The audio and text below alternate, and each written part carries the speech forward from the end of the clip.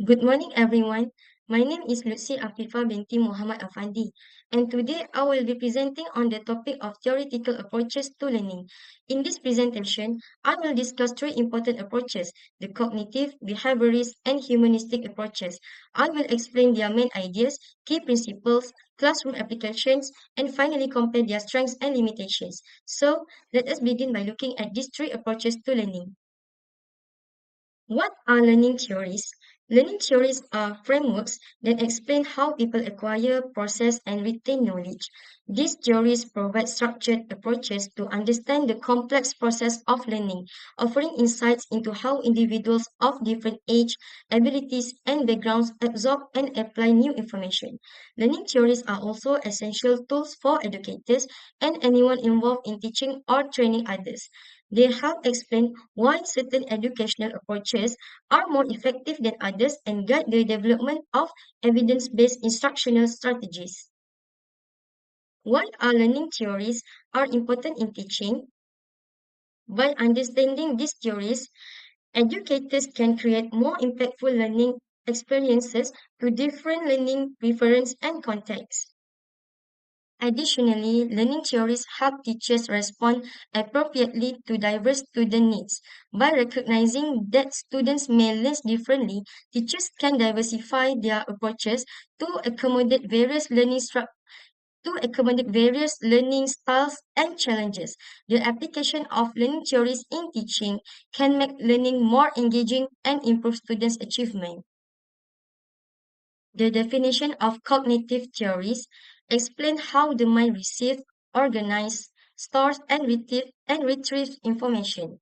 Instead of relying on passive memorization or mere behavioral response, it treats learners as active participants who process knowledge by connecting new concepts to their existing mental frameworks.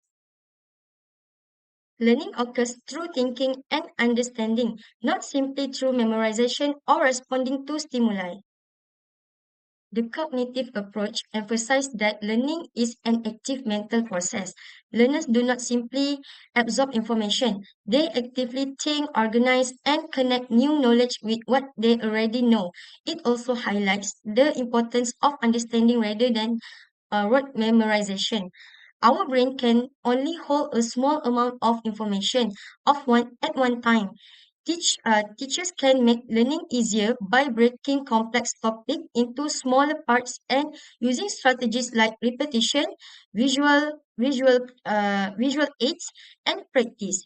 Metacognition is metacognition in cognitive approach also means thinking about your own thinking. It encourages students to reflect on their own learning, monitor their progression, and adjust their learning strategies when needed. Plus, learning is enhanced through social interaction, where students discuss ideas, collaborate with peers, and receive evidence from their teachers. These principles align well with cognitive learning theory developed by Jean Piaget, Jeremy Brunner, and Liv Vygotsky, making them suitable for an academic presentation. This is the real example of how the cognitive approach is used in the classroom application. In this lesson, science subject of primary school standard 3, where the topic of the lesson regarding food pyramid, the teacher begins by activating the teacher begins by activating students' prior knowledge by asking about the food they ate for breakfast and discussing which foods are healthy. This helps students connect their daily experience with the new topic. Next, the teacher introduced the food pyramid using a colorful poster and explains the different food groups and their importance. Students then work in group to classify food picture cards into the correct level of the food pyramid and explain their choices, encourage active thinking and discussion. Finally, students apply their understanding by planning a balanced meal. This lesson reflects the cognitive approach because students actively process information, connect new knowledge with prior experience, organize ideas, and develop a meaningful understanding of healthy eating. Here comes the critical analysis of the approach when applied to real learners. The cognitive approach has several strengths. First, it promotes long-term learning because strategies such as organizing information and practicing retrieval can help students remember knowledge for a longer time. It also encourages metacognition, which means students learn to think about their own thinking and monitor their learning. Some more students are actively engaged because they are encouraged to analyze, compare, and apply what they have learned to new situations. However, one limitation is that students may experience cognitive overload when they receive too much complex information at one time. This can make it difficult for them to understand and remember the lesson. The approach can also be time consuming because teachers need to carefully plan lessons according to students' learning needs. Therefore, teachers need to provide appropriate scaffolding and break complex information into smaller, manageable parts. Next, I will explain the behaviorism theoretical approach. Behaviorism focuses on observable changes in behavior. Behaviorism focus on observable changes in behavior. This means that learning can be seen through changes in what students do or how they respond. In this approach, learning occurs through interaction with the environment. Students learn when they experience different situations, instructions, or stimuli in their surroundings. Behavior is also shaped by stimulus, response, and consequences. For example, a teacher gives a question as a stimulus, the student gives an answer as a response, and the teacher provides feedback or a consequence. Reinforcement is used to encourage desired behavior. For example, when a student answers correctly or participates actively, the teacher may give praise or a reward. On the other hand, punishment or other consequences may be used to reduce unwanted behavior. However, the main focus is to guide students towards more appropriate behavior. The major theories associated with behaviorism are even Pavlov, B.F. Skinner, and John Watson. Their ideas contribute significantly to our understanding of how behavior can be learned and changed through environmental influences and consequences. Now we will look at two Now we will look at two key learning process within the behaviorist approach: classical conditioning and operant conditioning. Both explain learning as a change in observable behavior resulting from interaction with the environment. However, they differ in how the behavior is learned. Classical conditioning focus on learning through association between two things. The stimulus comes before the response, and the response is usually automatic. For example, students may feel excited when they hear the school bell because they associate with recess. This concept was introduced by Ivan Pavlov. On the other hand, operant conditioning focuses on learning from what happens after an action. The behavior is usually a choice, and consequences such as rewards or punishment influence whether the behavior is repeated. For example, when a student receives praise for completing homework, they may be encouraged to do it again. This concept was introduced by B.F. Skinner. After understanding classical and operant conditioning, we can now see how the principles of operant conditioning are applied in the classroom through reinforcement and behavior modification. In behaviorism, reinforcement is used to increase desired behavior. Positive reinforcement means giving something pleasant, such as praise, stickers, or rewards, to encourage good behavior. Negative reinforcement means removing something unpleasant when the desired behaviors occurs. For example, extra homework may be removed when students participate well. Teachers can also use different behavior modification techniques. For example, in a token economy, students earn stars or points for good behavior. Shaping involves reinforcing small steps towards a desired behavior, while cueing uses signals to show students the expected behavior.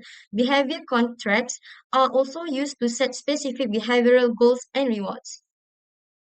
In terms of learning activities, behaviorism emphasizes clear and measurable learning goals, repetition and practice, immediate feedback, and observable learning outcomes. For example, students may repeatedly practice multiplication exercise, learn through program instruction in small steps, or complete specific goals to earn rewards. Now, I will explain how the behaviorist approach can be applied in a real classroom situation. The example is a standard 2 mathematics lesson on multiplication tables. First, the teacher asks students to practice the 2, 3, 4, and 5 times tables repeatedly. Then students answer short multiplication questions. After each answer, the teacher gives immediate after each answer, the teacher gives immediate feedback. For every correct answer, students receive a star or a point. After collecting 10 stars, students receive a small reward. This activity applies the behaviorist approach, specifically positive reinforcement. The correct answer is followed by a star or point, which encourages students to continue practicing and improve their multiplication skills. This approach has several strengths. Repetition helps students practice and develop their skills, while immediate feedback helps them correct mistakes quickly. Rewards can also encourage students to participate and learn. However, there are also some limitations. Students may become dependent on external rewards and may only be motivated to learn when rewards are provided. In addition, this approach may not fully encourage creativity or deeper thinking. Next, I will explain the humanistic theoretical approach. The humanistic approach focuses on the whole learner rather than only academic achievement or examination results. It emphasizes students' feelings, needs, personal growth, and potential. The main idea is that learning becomes more effective when students feel safe, valued, respected, and supported in the classroom. One of the major theories is Abraham Maslow, who developed the hierarchy of needs. According to Maslow, students need to have their basic and emotional needs met before they can fully focus on learning and achieve their highest potential, known as self-actualization. Another important theorist is Carl Rogers, who developed the person-centered theory. He believed that students learn best in a supportive and accepting environment. The key principles of the humanistic approach clearly reflected are clearly ref- are clearly reflected in these ideas. Self-actualization and personal growth means that education helps students develop their full potential, not just achieve good academic results. Student-centered learning focuses on students' individual needs, interests, and abilities. The approach also emphasizes intrinsic motivation, where students learn because they are interested and want to improve themselves rather than learning only for rewards or grades. In this approach, the teacher acts as a facilitator who guides, supports, and encourages students instead of controlling the entire learning process. Emotional well-being is also important because students are more likely to learn effectively when they feel safe, respected, valued, and supported. Finally, whole person development means that education should develop students academically, emotionally, socially, and personally. The core assumptions are that every learner has the potential to grow. Learners have unique needs and abilities, and students learn best in a safe and supportive environment. It also believes that active participation and personal choice can enhance learning, while education should develop students not only academically but also emotionally, socially, and personally. For the classroom application of the humanistic theoretical approach, I have selected English as the subject specifically for year 4 students. The lesson focuses on the topic of present tense and past tense. To apply the humanistic approach, the students will participate in a personalized and creative activity called Then and Now Mini Poster. In this activity, students first choose a topic that is personally meaningful to them, such as their hobby, family, or weekend activities. They then create a mini poster by writing sentences using both present and past tense. For example, they may write, I play badminton every weekend to describe a present routine, and I played badminton with my friend yesterday to describe a past activity. After completing their sentences, students decorate their posters creatively and share their work with their classmates. Their classmates can also give positive feedback. This activity reflects the humanistic approach because students have the opportunity to choose their own topic, making the learning personally meaningful. They connect the English lesson to their own lives and experience. The activity also encourages creativity and intrinsic motivation as students learn through topics that interest them.